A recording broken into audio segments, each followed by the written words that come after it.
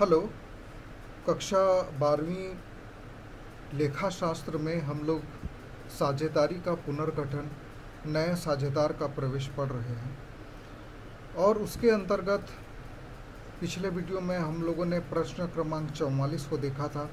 आज अगला प्रश्न क्रमांक 45 देखेंगे और प्रश्न को देखेंगे तो लिखा हुआ है कि मालती और रितु एक फर्म में साझेदार हैं और 3:1 में लाभ हानि का विभाजन करते हैं।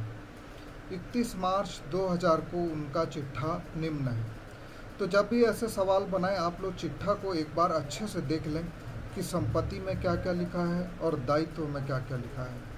संपत्ति में देखेंगे तो बैंक है, देनदार है, स्कंद है, विनियोग है, ख्याति है और वहीं दायित्व तरफ पूंजी खाते हैं और एक विशेष चीज़ दी हुई है वो है कर्मचारी क्षतिपूर्ति कोष और साथ में लेनदार भी दिए हुए हैं। तो ये दोनों को ध्यान में रखिए, संपत्तियों को ध्यान में रखिए, उसके बाद ही प्रश्न को हम लोग बनाएंगे। उसके बाद हम लोग प्रश्न के अंतिम भाग में आते हैं और अंतिम भाग को बहुत ध्यान से देखना इसलिए ज़रूरी है क्योंकि हमारा जो सॉल्यूशन है उसका पहला भाग प्रश्न के अंतिम भाग से चालू होता है, अर्थात पुनर्मूल्यांकन खाता जो बनाते हैं वो इस अंतिम भाग से ही सारी जानकारी उसकी मिलती है। तो यहाँ पे ऐसा लिखा है, उन्होंने शुभांशी को निम्न शर्तों पर साझेदार बनाया।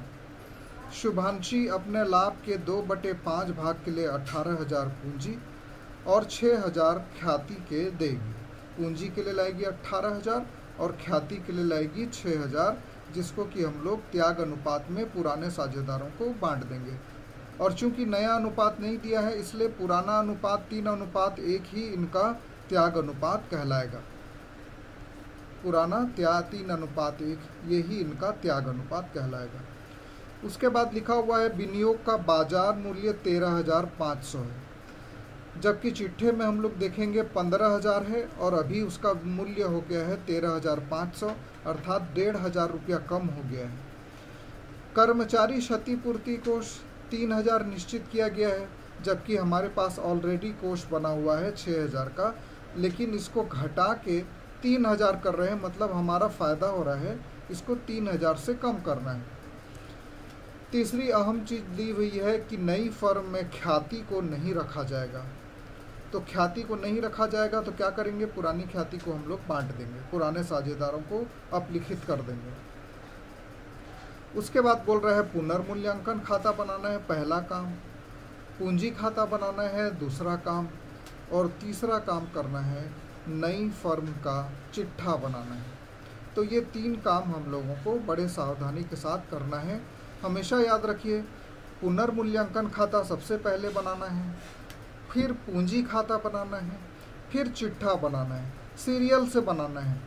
यदि पुनर्मूल्यांकन खाता सही नहीं बनेगा तो पूंजी खाता गलत आएगा और पूंजी खाता सही नहीं बनेगा तो चिट्ठा भी आपका गलत बनेगा।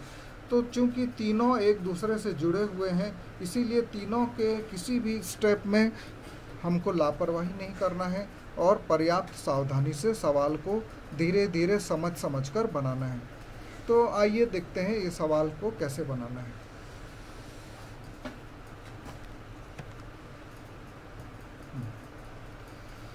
सबसे पहले पुनर्मूल्यांकन खाते का आप कॉलम हम लोग पिछले चैप्टर में भी पढ़ चुके हैं, आप लोग जानते हैं। विवरण राशि, दायित्व, इधर भी विवरण राशि, इधर भी विवरण राशि। और प्रश्न में देखिए सबसे पहला लिखा हुआ है विनियोग का बाजार मूल्य 13,500 है, जबकि चिट्ठे में 15,000 लिखा हुआ है। ऊपर से देखेंगे चौथा आइटम विनियोग का, चिट्ठे में 15,000 है लेकिन उसका बाजार मूल्य 13,500, मतलब 1,500 रुपये कम हो गए। तो कम हो जाने पर हम लोग पुनर्मूल्यांकन खाता को विकलन करते हैं, इसके विकलन पक्ष में लिखते हैं विनियोग 1,500 रुपया से कम हो गया, अर्थात पुनर्मूल्यांकन खाता विकलन विनियोग खाता से। तो ये 1,500 रुपये कम हो गए, कम होने पर पुनर्मूल्यांकन खाता के विकलन में लिखते हैं। उसके बाद लिखा है कर्मचारी क्षतिपूर्ति कोष 3,000 निश्चित किया गया, जबकि हमारे पास 6,000 रुपया था। तो 6,000 में से 3,000 करना है, मतलब 3,000 का हमको फ़ायदा हो रहा है। तो फ़ायदा के लिए हम लोग क्या करेंगे, समाकलन करेंगे पुनर्मूल्यांकन खाता को। कर्मचारी क्षतिपूर्ति कोष 3000 रुपया यहाँ पर हम लोग लिख देंगे। अब दोनों पक्षों को ध्यान देंगे, अभी इसको ध्यान मत दीजिए, ये दोनों को देखिए कौन सा अंक ज़्यादा दिख रहा है, तो समाकलन ज़्यादा दिख रहा है।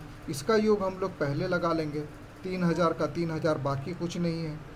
उसके बाद इसको हम लोग विकलन के योग में भी लिख देंगे, ये 3000 लिख दिए। उसके बाद 3000 में से जो विकलन का मद है 1500 का, इसको माइनस कर देंगे। तो 3000 में से 1500 माइनस करेंगे तो ये आएगा 1500, अर्थात इसको बोलते हैं समाकलन शेष।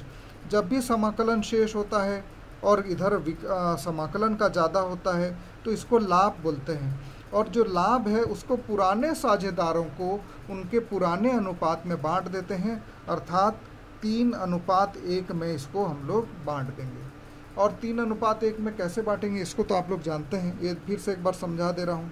1500 भागित 3 और 1 4 होता है, तो 4 से डिवाइड कर देंगे। 4 तिया 12, बचा 3, 4 सत्ते 28, 2 4 पंचे 20, तो 375 एक भाग का दाम आ रहा है।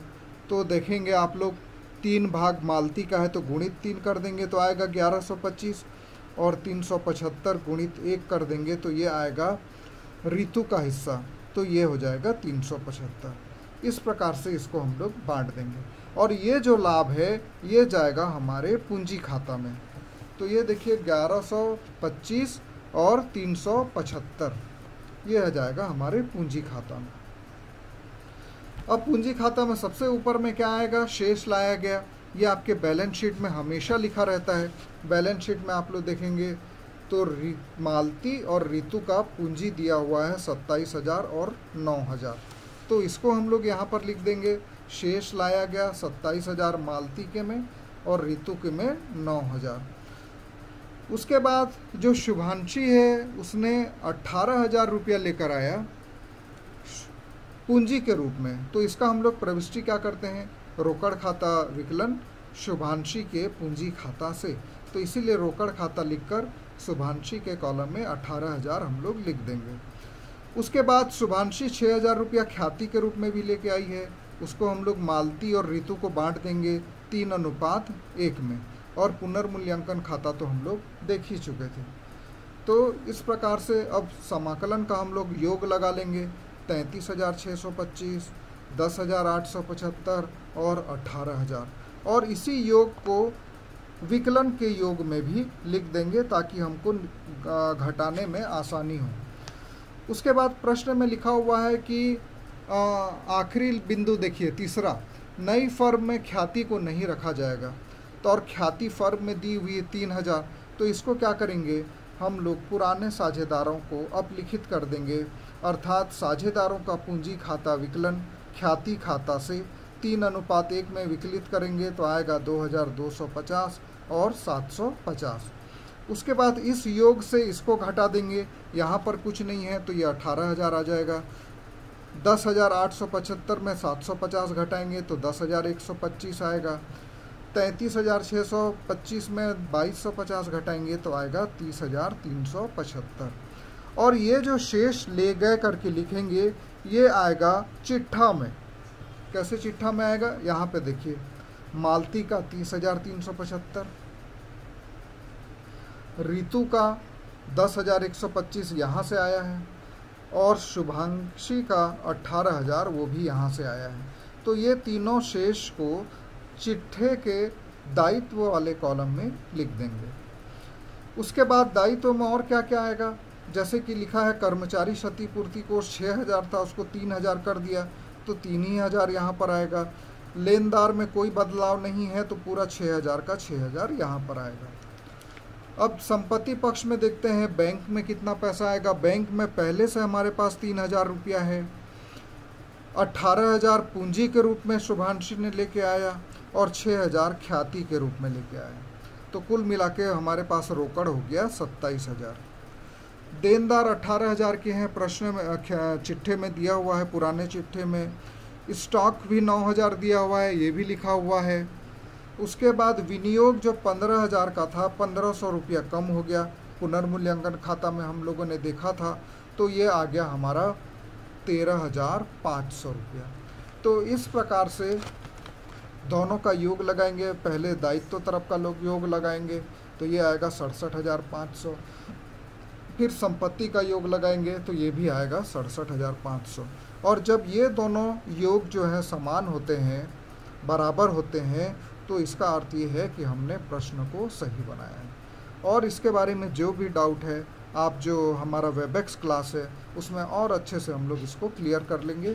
तो आप लोग इसको घर में बना के देखिए और जो भी डाउट होगा उसको वेबएक्स में आप लोग मेरे से पूछ सकते हैं।